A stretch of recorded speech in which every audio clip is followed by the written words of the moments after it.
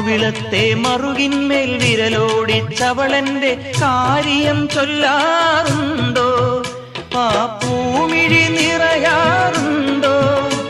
അവളമ്പിളിപ്പാൽ കുടം തൂവിയെന്നരികെ വരുമോ? നീലക്കുയിലെ ചൊല്ലു, മാരിക്കിളിയെ ചൊല്ലു, നീ എന്റെ മാരനെ കണ്ടോ?